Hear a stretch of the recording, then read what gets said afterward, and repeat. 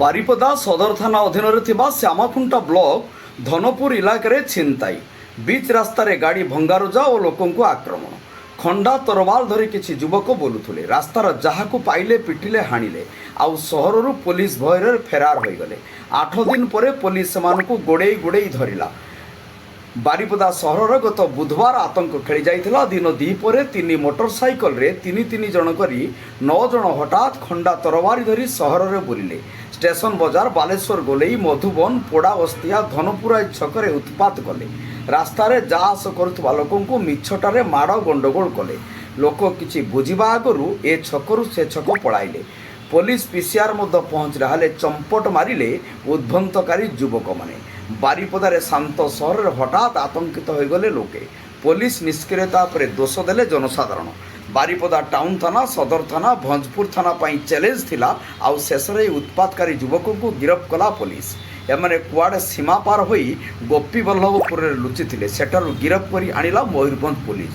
ବଡ଼ ଆଶ୍ଚର୍ଯ୍ୟର କଥା ହେଲା ଏସବୁ ପାଠୁଆ ସାଠୁଆ ଯୁବକ। ଏଭଳି ଉତ୍ପାତ ପଛରେ କ'ଣ ଉଦ୍ଦେଶ୍ୟ ଥିଲା ତାହା ସେମାନଙ୍କୁ ଜଣା। ମୟୂରଭଞ୍ଜ ପୋଲିସ କହିଛି ଏମାନଙ୍କ ନାମରେ କୁଆଡ଼େ ବିଭିନ୍ନ ଥାନାରେ ପୁଳା ମାମଲା ରହିଛି। ପୋଲିସ ଏମାନଙ୍କଠାରୁ ଧାରୁଆ ଅସ୍ତ୍ର ବାଇକ୍ ମୋବାଇଲ ଆଦି ଜବତ କରିଛି।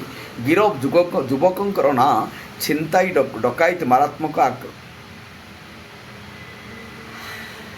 ଗିରଫ ଯୁବକଙ୍କ ନାଁରେ ଛିନତାଇ ଡକାୟତ ମାରଣାତ୍ମକ ଆକ୍ରମଣ ସରକାରୀ କାର୍ଯ୍ୟରେ ବାଧା ପରି ଅନେକ ସଙ୍ଗୀନ ମାମଲାରେ ଗିରଫ କରି କୋର୍ଟ ଚାଲାଣ କରିଛି ପୋଲିସ। ସାଇକେଲ ବି ଜବତ କଲେ।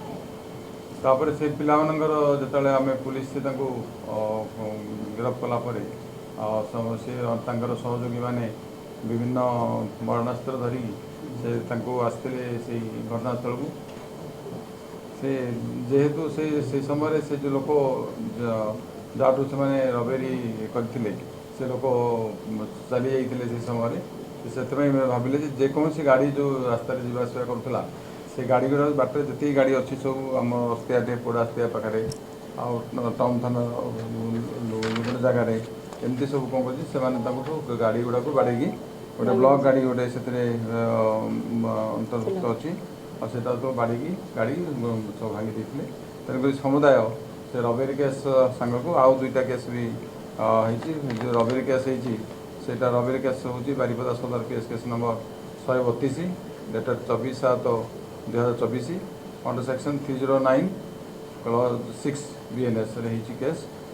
ପୁଣି ଏଇ ଯେଉଁ ଆମର ଆଣ୍ଟି ସୋସିଆଲ ଆକ୍ଟିଭିଟିସ୍ ଥିଲା ତାଙ୍କର ସହଯୋଗୀମାନେ ଆସିଥିଲେ ସେ ତାଙ୍କୁ ଘଟଣା ପରେ ସେ ତାଙ୍କ ନାମରେ ସେ ଆଉ 2ଟା କେସ୍ ହେଇଛି। ସେଇଟା ହେଉଛି ସଦର ଥାନା case number 133 dated 25/7/2024 under section 296, 324 clause 4, 351 clause 2 ଆଉ 3+5 BNSରେ କେସ୍ ହେଇଛି। ଆଉ ଗୋଟେ କେସ୍ ହେଇଛି ବାରିପଦା ଟାଉନ ଥାନାରେ ଯେଉଁଟାକି ଅସ୍ତିଆ ମୁଁ କହିଲି ଆପଣଙ୍କୁ ଅସ୍ତିଆ ଛକରେ ହେଇଥିଲା ଘଟଣା ଗାଡ଼ି ଭାଙ୍ଗିଥିଲେ।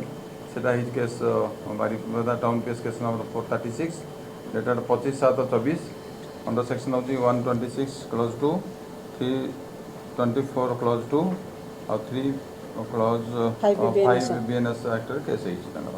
ବର୍ତ୍ତମାନ ଆମର ସମୁଦାୟ ଯେଉଁ ରବେରୀ କେସ୍ରେ ଇନଭଲ୍ଭ ଥିଲେ 2 ଜଣ ଲୋକ ଗିରଫ ହୋଇଛନ୍ତି। ଆଉ ଏଇ ଯେଉଁ ଭଙ୍ଗାରୁଜା ଘଟଣାରେ ଆମର ଟୋଟାଲ୍ 6 ଜଣଙ୍କୁ ଗିରଫ କରିଛୁ।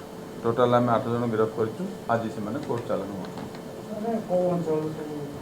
ସେମାନେ ସବୁ ସ୍ଥାନୀୟ ଅଞ୍ଚଳ ସୁନଗଡ଼ିଆ ଆଉ ଆମର ମଧୁବନ ଏସବୁ ଲୋକାଲିଟିରେ କାଳିକାପୁର ଏସବୁ ଟାଉନ ଇଲାକାର ସବୁ ପିଲାମାନେ ସେମାନେ ସବୁ ସେଇ ଅସାମାଜିକ କାର୍ଯ୍ୟକଳାପରେ ଲିପ୍ତ ଥିଲେ। ସେମାନଙ୍କୁ ଧରା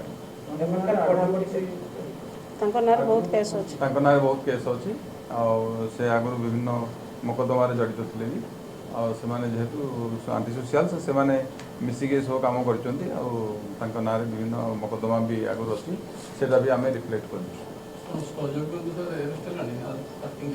ଆଜ୍ଞା ଅନ୍ୟ ସହଯୋଗୀମାନଙ୍କୁ ଖୋଜା ଚାଲିଛି। ଅନ୍ୟ ସହଯୋଗୀ ତାଙ୍କର ଯିଏ ଅଛନ୍ତି ଆଉ ଇନଭଲ୍ଭ ଅଛନ୍ତି ଆମେ ବି ତାଙ୍କୁ ଦେଖୁ ଯଥାଶୀଘ୍ର ତାଙ୍କୁ ଗିରଫ କରାଯିବ।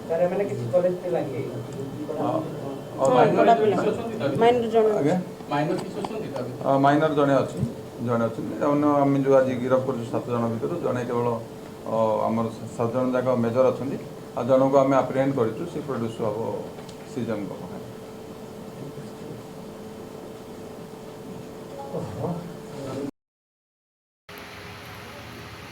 ମୟୂରଭଞ୍ଜ ବାରିପଦାରୁ ଗୌର ଦାସଗିରିଙ୍କ ରିପୋର୍ଟ, ଜନତା ଏକ୍ସପ୍ରେସ।